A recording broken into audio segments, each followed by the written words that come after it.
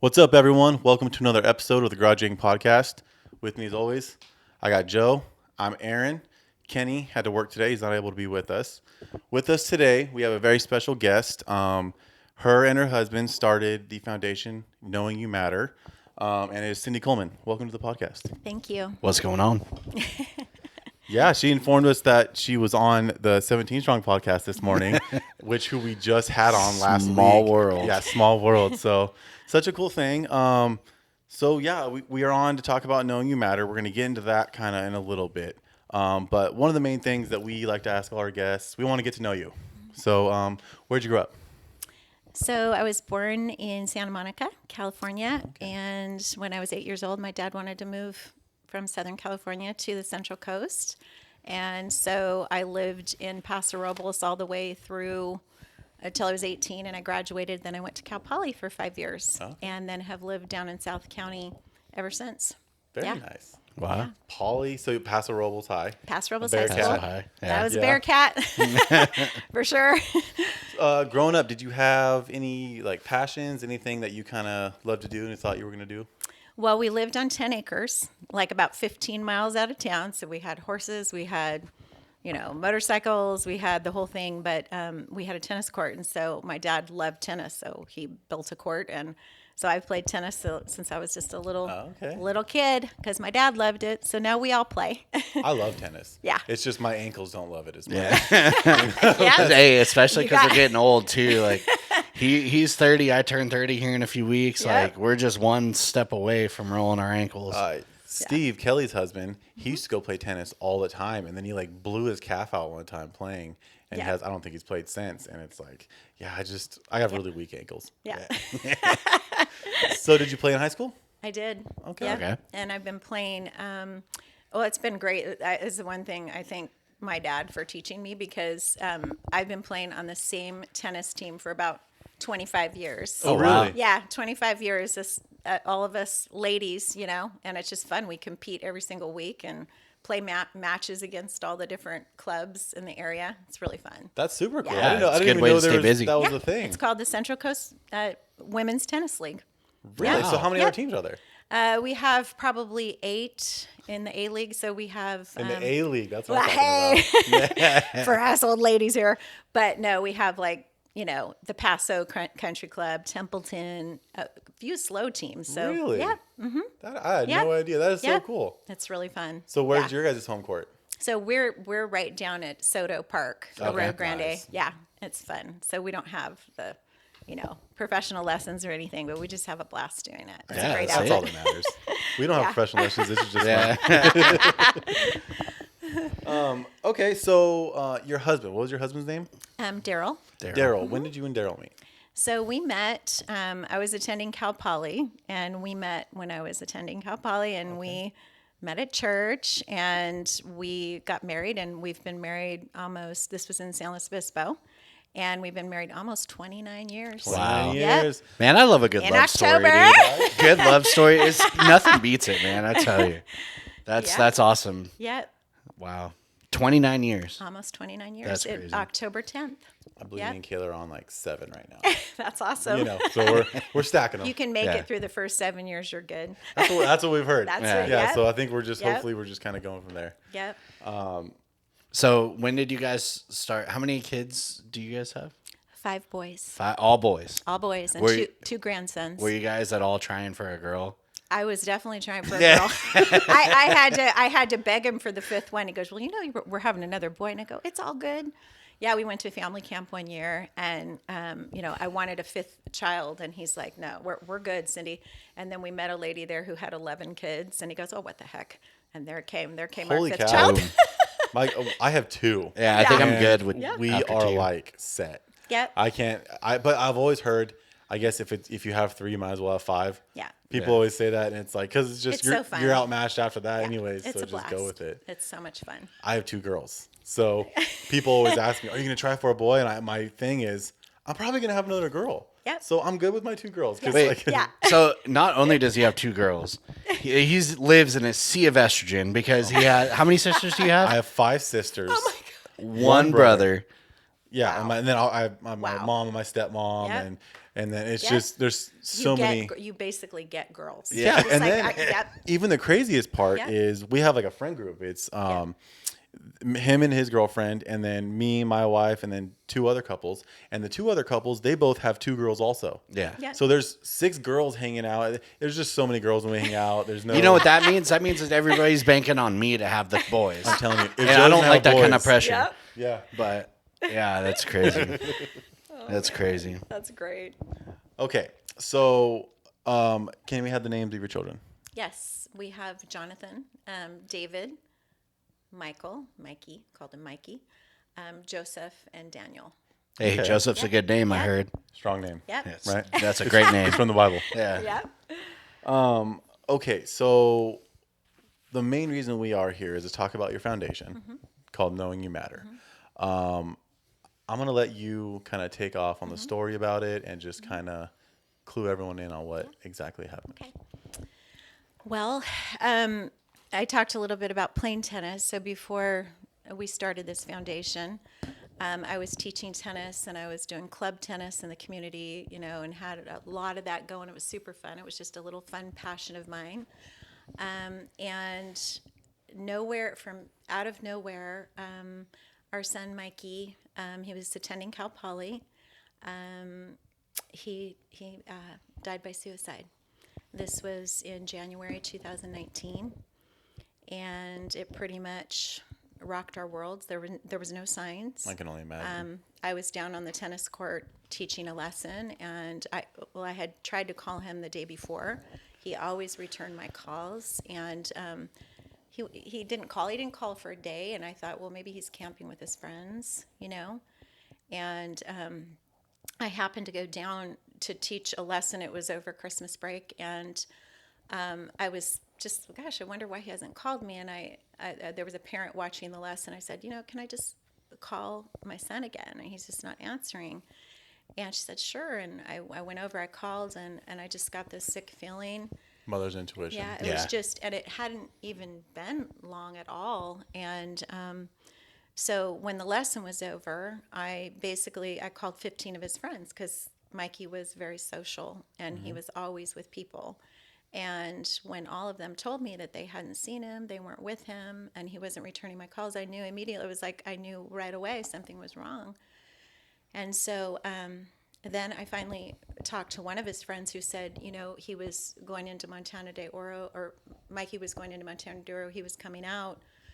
And I said, well, was he with anyone? And he wasn't. And at that moment, I just got a sick feeling.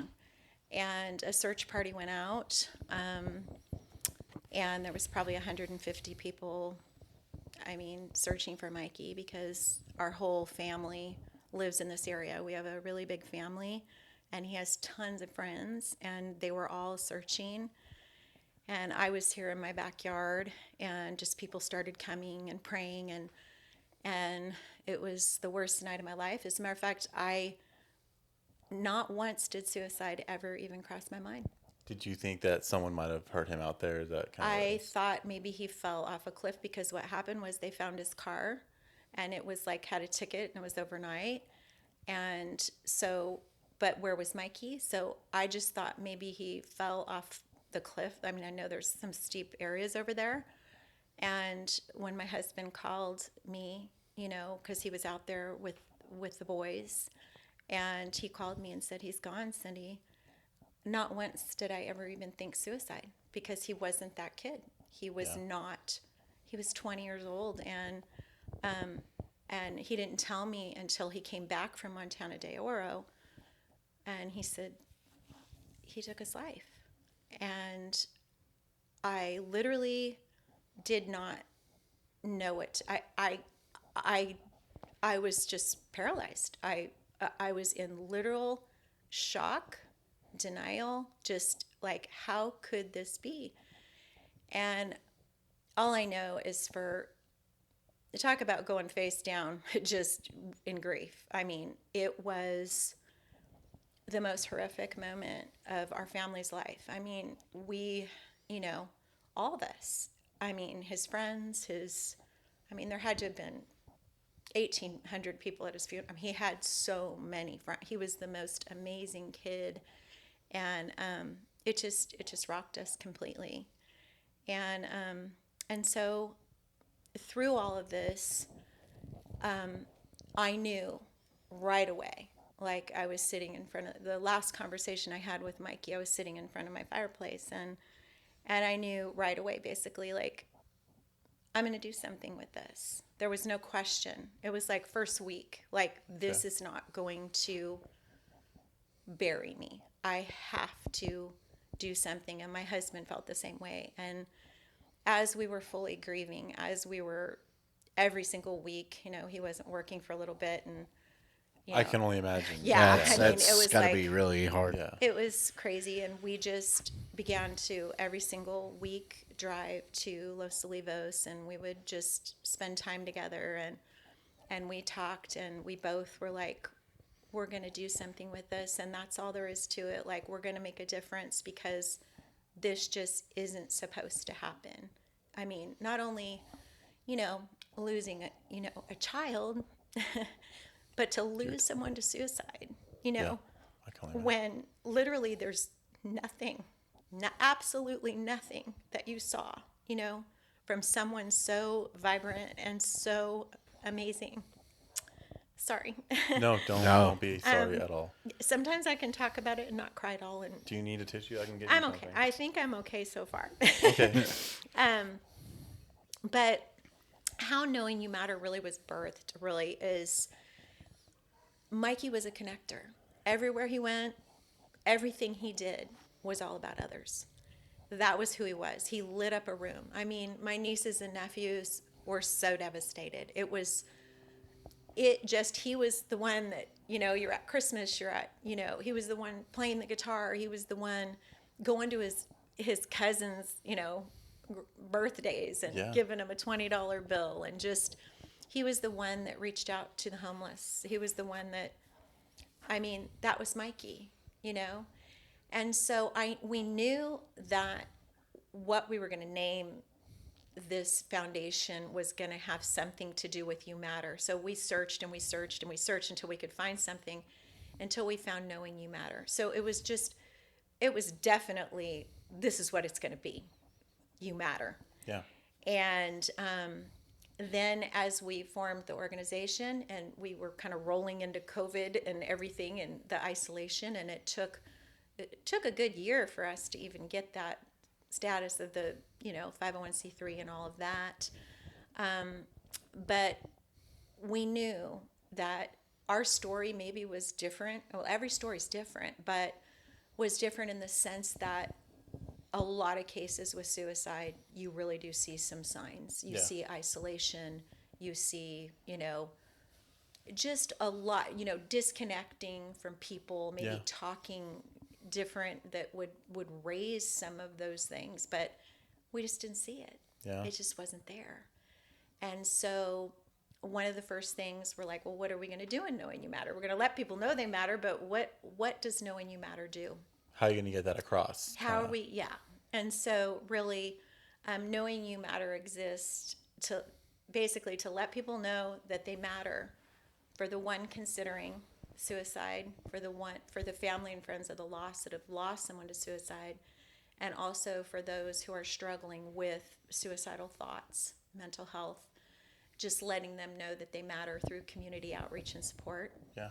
And so one of the first things was we were going to tell our story. We were going to not, hide this, not try to pretend like this didn't happen. Yeah. But we were just going to say this did happen. And we began to tell our story and the stories of others. Yeah.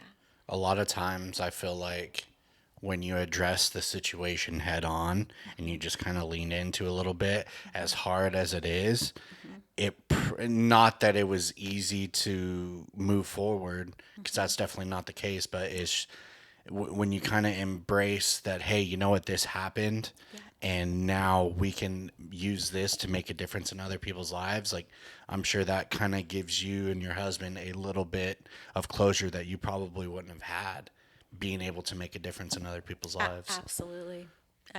Absolutely. And also the closure, so many people were like, well, why and how, and are you mad? And we didn't know why, we didn't know how. And so I finally was like, about 4 months in, just kind of said, I don't know why. And the why wasn't getting me any closer to my healing. So we don't know why, but we can start from here and move forward.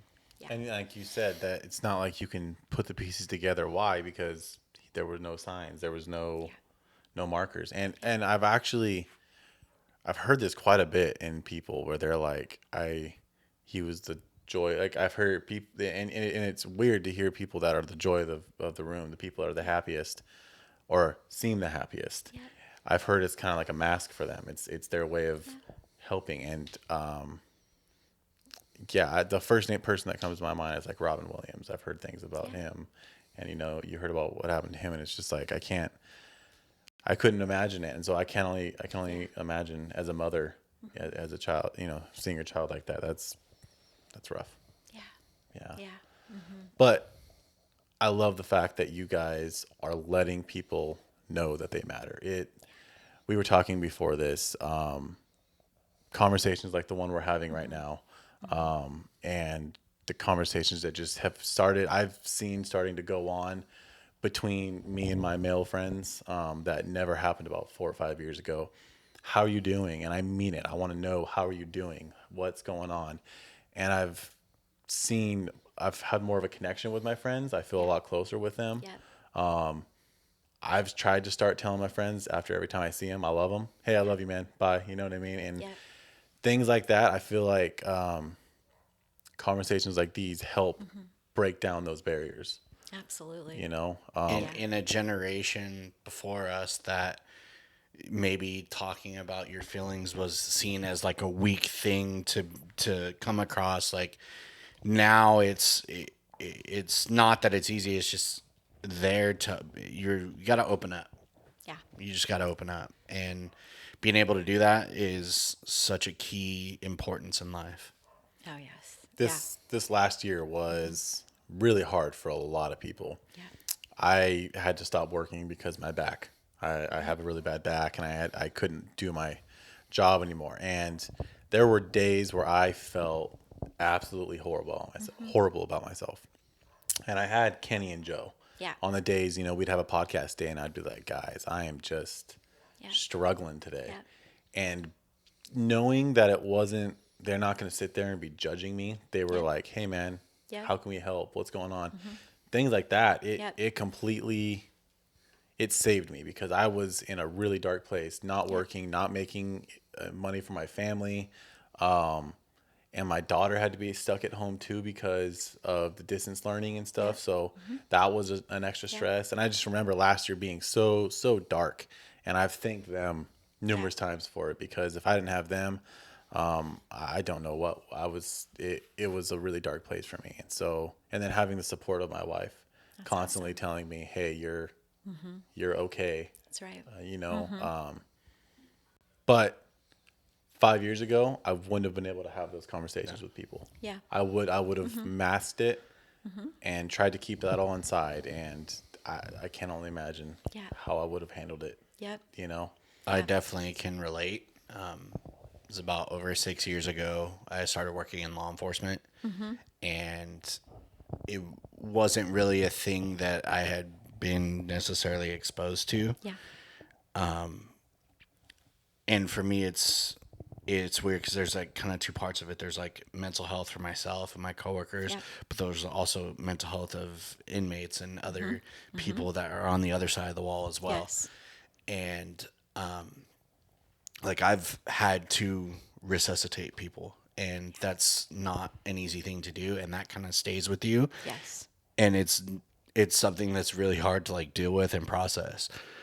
And I can't even imagine if it's somebody that's close to you. Yeah. It's very difficult. Yeah. Okay. We have you on because we were talking before about you're having a conference Yes. On September 25th. Yes, Right? September 25th. Okay. Tell us kind of about what the conference is and Yeah. what your, I guess, goal for it is. Yeah. So September 25th, from 5 to 8, we're having a conference at Grace Bible Church. And so we've had to cancel a couple times due to COVID, but I just really felt like this was an in-person event. We needed to be face to face. Yeah. And so I was so excited to finally get this.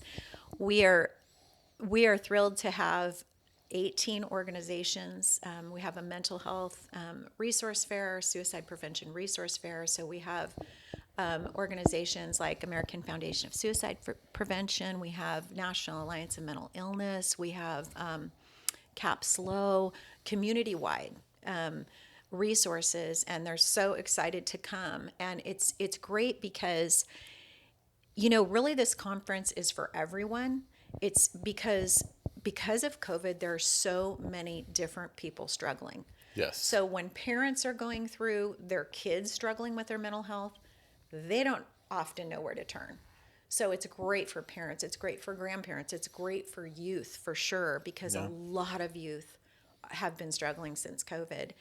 And so we have the resource fair. We're going to have we're going to have a charcuterie board. It's going to be awesome. And then we're having a speaker come, and he's a life coach. He's also going to tell his story on mental health and his struggles. And it's a really powerful story. And he's just going to talk about, how he's overcome.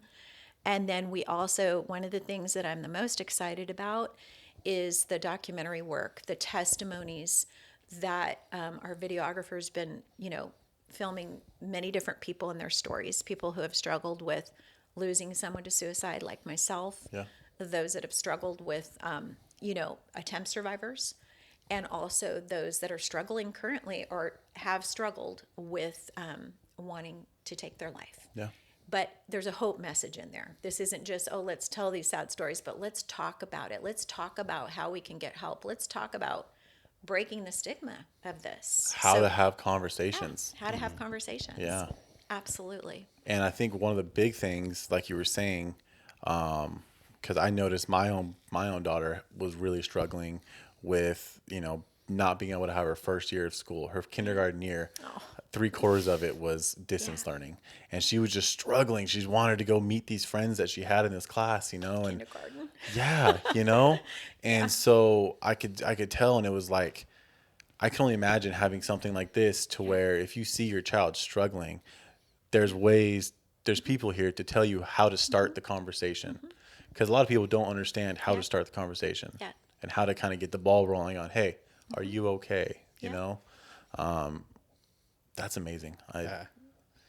I think too is like I really like how you said that you're offering hope, because a lot of times people just address a problem, but then they don't offer a solution. You know what I mean? Absolutely. And so it's just very important that everybody understands that this isn't like, this shouldn't be an option. Like, there's other avenues that we can take to better ourselves, to better the people around us. That's right. And I wanted to mention too, you were talking about hope, is that one of the things that we're doing through the foundation, they're called Knowing You Matter Hope Bags, and we're going to get some to Cal Poly and some of the schools and Rio Grande. And what these Knowing You Matter Hope Bags are is, when we lost Mikey, we had a big basket at our door, and it had all of these self-care items. And at the time, I didn't want to open anything, do anything. Yeah. But some of my friends came, and it had immunity tea and vitamin C pack, because my system I'm a really healthy person, but my system was failing through grief. It was crazy. And so we put together these Knowing You Matter Hope bags, and in those bags are all these self-care items, even a DoorDash card for people to order food. That's amazing. Right there. And then we have a personal letter that we've written to the people, and we also have a card with a little QR scan where they can scan it. And so whatever they're dealing with, whether they've lost someone to suicide, they're struggling with it, or they've attempted and survived, but they just need encouragement, they can scan that card, and there's resources that they can go to. And so I have been giving these bags to suicide loss survivors, to parents who have lost children, And it's been happening quite frequently. And just to walk into somebody's life, and it's happened to me, and to just say I'm here, it's almost like there's nothing that you have to say, but I'm giving them that bag because Yeah. I know that they're feeling, she understands. Yeah. She's And been there. if you don't want to talk about it, fine. Exactly. That's But okay. Yeah. I know. Yep. Yeah. And so that's just a piece that I'm super excited about because I know that it's bringing hope to people. And it's just a way that we can practically say, hey, we're here, Yeah. And, No, absolutely. yeah. The first step of trying to save yourself is reaching out for help, trying to find a way. And that's, I can only imagine. I've had, people and friends who have passed to suicide, and it's just like you always think like What what could I could have you done? have done? How could I have handled it? And Yep. it's like sometimes there's nothing you could have done, Exactly. and Yep. it may, especially being close to someone, sometimes your voice kind of gets mute. They don't Yeah. they need to hear it from somebody else. They need to hear testimonies. They need to Yep. hear people who have gotten through what they're going through. Yeah. I think, yeah. By chance, have Yeah. you ever? I think they've been doing it for a few years now. I don't remember. I want to say it's August or September or maybe even October. They have the Out of Shadows walk in San Luis Obispo. Oh, the Out of Darkness Yeah, walk? out of dark. Absolutely. Out of darkness. And yes. I do want to share that because American Foundation of Suicide Prevention, they will be represented at our resource fair, and they are doing the Out of Darkness walk. I believe it's October 9th. So yeah, I knew it was coming up. October Yeah. 9th. So for people that are listening, just check it out. Go onto afsp.org, and you can sign up for it locally. And they're doing it. I believe it's in San Luis Obispo. So that is a wonderful way to just honor those that just a way to earn funds for the organization that Yeah. gives out so much in the area of suicide prevention. I got chills right now. Yeah. I've done it for 2 years with a lot of coworkers because we have coworkers and we also have just personal people that other family, other friends that have committed suicide, and you meet different people throughout the day. And you get to hear a little bit of their story, whether they're speaking in front of the thousands of people that are there, or whether you just, hey man, Yep. hi, nice Yep. to meet you. Yes. Like, what's your Yep. story? Exactly. And it's life changing. Yep. Absolutely life Absolutely. changing. No, and I would say I've just given a plug for American Foundation of Suicide Prevention. It's a great organization, and on their website you can find almost anything that pertains, whether you've lost someone, whether somebody's attempted. It'll link you into these different things, and it's a fantastic organization. So I do want to plug them. Absolutely. Yeah.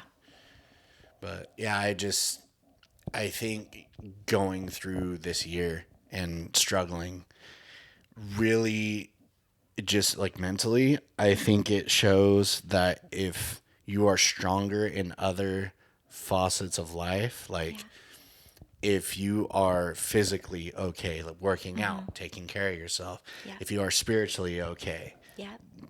that helps mentally. Yes, it does. And I think that's an important part that a lot of times, like, people just don't understand. You kind of got to live through it to understand. Yeah. Because you could believe everything that you want to believe and try to get yourself better. But Yeah. if you don't believe it, then you're not going to get better. That's right. Yep. Okay, I kind of want to know. So you have this conference coming up. What after that? Do you have any other? What is your goal for Knowing You Matter?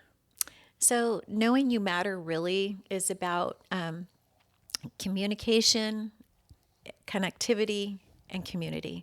Yeah. And I see Knowing You Matter in many ways merging into connecting with people and pointing them, even though we're not the experts. I'm not an expert. I'm a mom who lost her son to suicide. But I care deeply about people knowing that there are resources for you, no matter what you're going through, and connecting them to those resources. And also just, we're going to really continue to tell stories about, just people's stories, not just ours. Yeah. I mean, we just tell our story because this is why we even started the foundation. This isn't what the platform I wanted to stand on. I knew nothing about this at all. All I know is now that it's happened, we will do everything in our power to try to make a difference, to have community outreach and support. And so this conference is really just a way, because I just saw kind of a need to bring community together throughout the whole Central Coast area and show people the different resources. Because really, I every time I talk to parents, because when something like this happens to you, a lot of people reach out.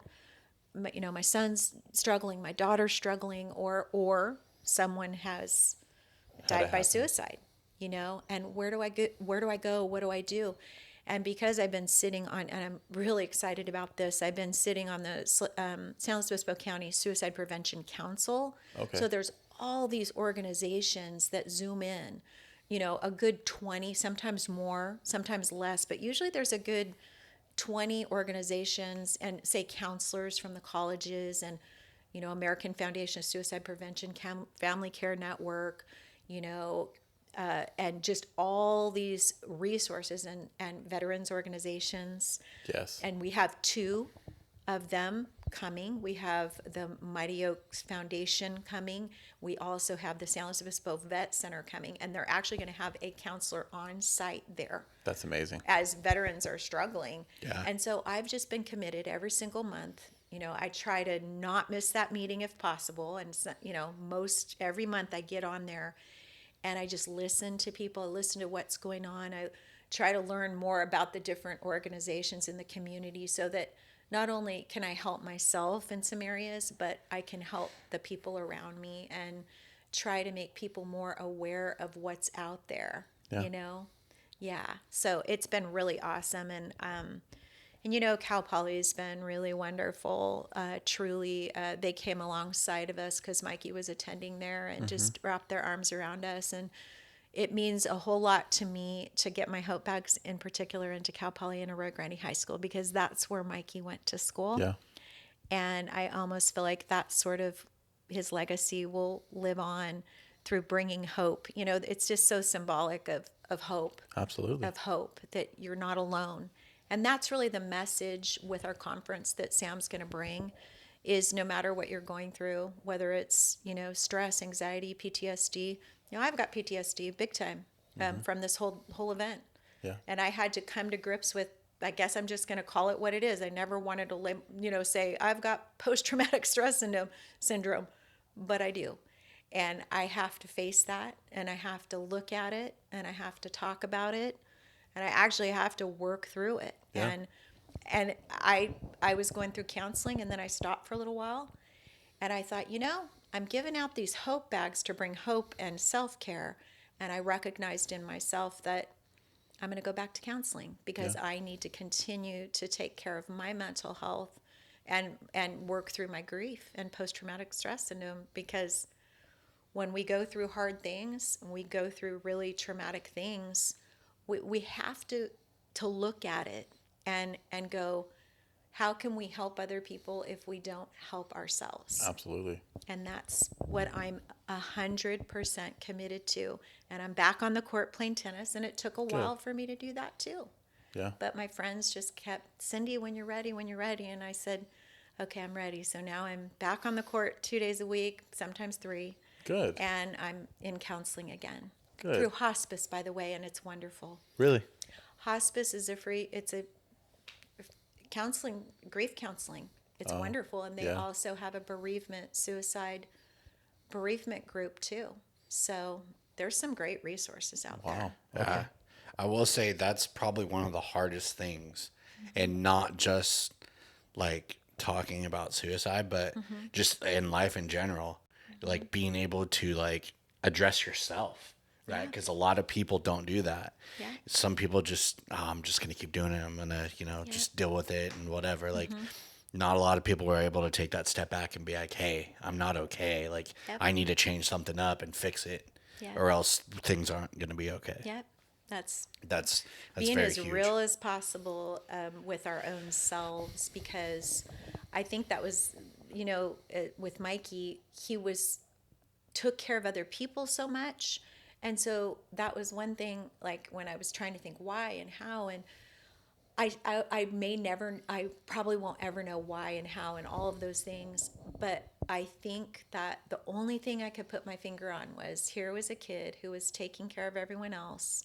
And there were probably all these needs and things that he was going through in his own life that maybe he just never really felt like he could talk about to other people because maybe he didn't want to be a burden on someone or whatever the They're issue. already going through enough. Right. I don't want Yeah. to put them through my stuff. Exactly. Yeah. Yeah. So I don't know, but I just decided because I love to give to people. I love to encourage people, but I really decided that I have to take care of myself Absolutely. and so that I can be a example and inspiration to other people. It's hard to fill other people's glasses when your glass is empty. Yep. I can't imagine That's hard. having to hear all these stories too that these people have attempted and that it has to bring back memories of your own. So every single time you hear that you definitely need to be going to someone and being able to vent your feelings, because hearing all that, it's like you said, PTSD. It brings all that back. Yep. It does. And you're right. I think that though one of the best, after I lost Mikey, the very first thing that I wanted was I need to talk to somebody. I need to talk to somebody that this has happened to there's no, everybody grieves differently, but I wanted to talk to somebody who was grieving well. They were committed to their grief process, to grieving. How do you grieve well? But what I'm saying is my decision was I'm never going to move on from Mikey, but I'm going to move forward in my life. You can't let the grief control you. Yeah. Exactly. I cannot bury you don't even know how many tears and just how hard this has been. I've been through a lot of hard things in my life, but nothing touches this. No, losing a child. It's on a whole nother level. Nothing touches this. And I think that one thing that has been one of the most incredible things that I have done is walking into people's lives that have lost someone to suicide and actually I don't know what it is. I don't know, but it was something I needed. And so now that I can be there, it's been so incredible, and I will be there. I will be there when I can to comfort a lost survivor. But the goal is not lost survivors. The goal is that we can do something about this. We can make a difference to hopefully people. This will not be happening. And hopefully you save thousands of people, but even if you save just one, absolutely, that is huge. Yeah, for sure. Yeah. Yeah. Gosh. Okay. We are going to try to lighten it up a little now because that was tough, but like I said, these conversations need to happen. Yeah. And I'm very glad that we came here and had this conversation. Thank you. We're going to go to a segment we like to do, and it's a quick little, just first thing that comes to your head answer, okay? Okay. It's called This or That. Okay. All right? So the first one, your toilet paper roll, do you pull it from the top or from the bottom? Which way is the best way? The top. Top, That's right? the correct way. God. Oh my goodness. Okay, cool. I hate when I go somewhere and you pull it from the bottom. So inefficient. I can't stand that. And then like my girlfriend will do it just to piss me off. I'm just like, come on. But okay, second one. Since summer's almost over, Yes. we are approaching fall. So I'm going to ask you spring or fall? I would say fall. Fall because of pumpkin spice. That's why. Yeah. And it's getting toward Christmas. Absolutely. There you go. Yeah. Every female Leaning loves more Christmas. towards That's my wife's favorite time of year is Christmas time. Okay. This one's near and dear to me. Mexican or Italian food? Oh, that's close. I'm a sucker for bread, so I'm gonna say Italian. Okay. Okay, all right. hate. There's no wrong answer. that's- by the way. that's not the wrong. Completely I like okay. Mexican too. But Okay, so this one I just came off the top of my head because I had it last night. Tea or lemonade? probably lemonade. Lemonade. Yeah. Lemonade all day. See, for me, Yeah. I would say both and make an Arnold Palmer. Yeah. Yeah. So that's just me. I don't like tea. Kayla will get it, and she's like, "Oh, this one's different. Try this. Yeah. It's a peach flavor." I'm like, "It tastes like peach poop." I don't like. I don't like tea. Okay, country music or rock music? I would say probably rock. Rock? But I'm not. Yeah, I don't know all the bands. Yeah, That's all right. That's okay. my husband knows them all. Yeah. He's a total rock star. There it is. Yeah. All right. Last one. Dog or cat? I would say dog because we have a cat, but I'm really allergic to cats. Really? And dogs are, I mean, they're kind of like your friends, really. Best friends. Yeah. Oh yeah. Yeah. Dogs Yeah. all day. Dogs. Yeah. And I can't have cats because Yeah. it's the same thing. Kayla's Yeah. definitely allergic to I cats. mean, just yeah. Like if we ever like go to my parents' house and they have to like vacuum the whole Yeah. couches and everything, Yeah. and she's all Yeah. making that little weird noise all the time. Hey, Melanie Teixeira, did you hear that? Dogs are better than cats. Dogs all day. She's been telling me that we need to get a cat, and we already have 2 dogs in the house. And I'm like, nah, I'm You don't good. need- you don't need a cat. I don't need a cat. I'm good. They pee on everything. Yeah. All right, that was fun. One of the last questions I have for you, being I guess local, you've been here since you were 8.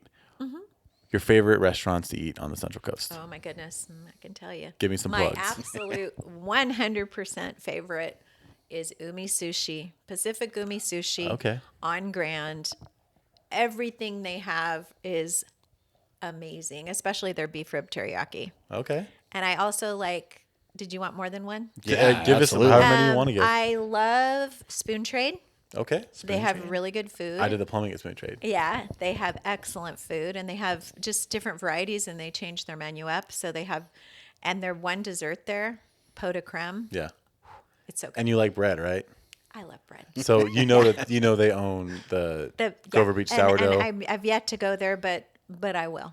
Well, they make all the bread for Spoon Trade, and Yeah. Jacob, the owner of Spoon Trade. Yeah. It was pretty cool because when we were working there, Yeah. he would just show up because we did the Spoon Trade, and he would kind of bring us some food there. But when we were doing the Grover Beach one, he would bring over. I think one time he brought over a fried bologna sandwich, a Yep. fried chicken sandwich. So good. And I remember being like, "Oh, I don't know if I like this." And I was just like, "Okay, you guys aren't getting any more. Yeah. This is all mine." And then you give us Yeah. some bread that he made, and I'm just like, Yeah, dude, it's so good. Yeah. The food's amazing. I also like a little Mexican place called Jalapenos. It's Okay, on yeah, Grand. right there on 13th. And they I have think. great Yeah. chips. Yeah.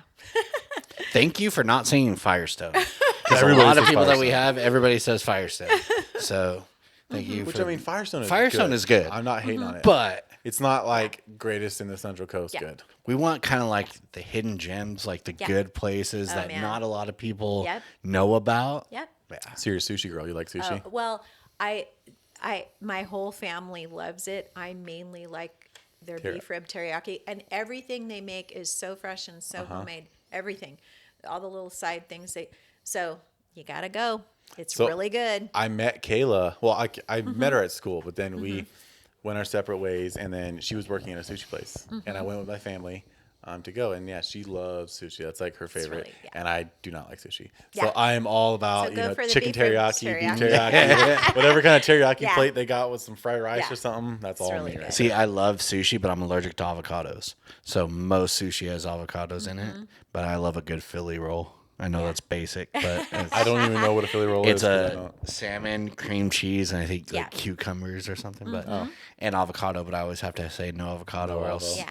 I'll get the BGs, and it's not good. Yep, that's rough. Yeah. Okay. Last but not least, we have a Yep. question we ask all of our guests. Do you have any recommendations for anyone that should be on our podcast? Let's see. Yeah, I have a gal who counseled me, who's amazing, and she just has a lot of insights. And her name is Sarah Moreland, and she's amazing. Okay. And she just has a lot to offer, and she has a great story, and she's helped my life a lot. Okay. We'll reach She out. has a lot to offer. Yeah, people. absolutely. Yeah. All right. Well, I want to thank you for having us in your home and coming on a podcast and sharing your story and talking about a rough subject, but like we said, something that needs to be talked about. Thank you guys so much for having me. I really appreciate it. Yeah, no problem. So Thank give your plugs right now. I want you Yeah. to be able to tell everybody where they can find you Yeah. and all of that. So you can go on knowingyoumatter.org, and you can get free. Our event, September 25th, is free. We also are having our Harvest of Hope dinner, a silent and live auction on November 20th. We'd love for you to come. And I've also written a book, I didn't talk about that, called The Valley of Grief from Shadows to Hope. And it's all my raw journal entries Oh, wow. with, and my thoughts of just turning something really hard into beauty for ashes. Yeah. All right. Awesome. Yeah. Well, thank you for watching this episode of the Garage Name Podcast. Once again, we want to thank Cindy Kullman for inviting us into her home. And check us out on YouTube, Facebook, Instagram, almost any platform you can listen to a podcast on. Check us out. And we love y'all and we care about you. You matter. Garage Name out. Thank you. See ya.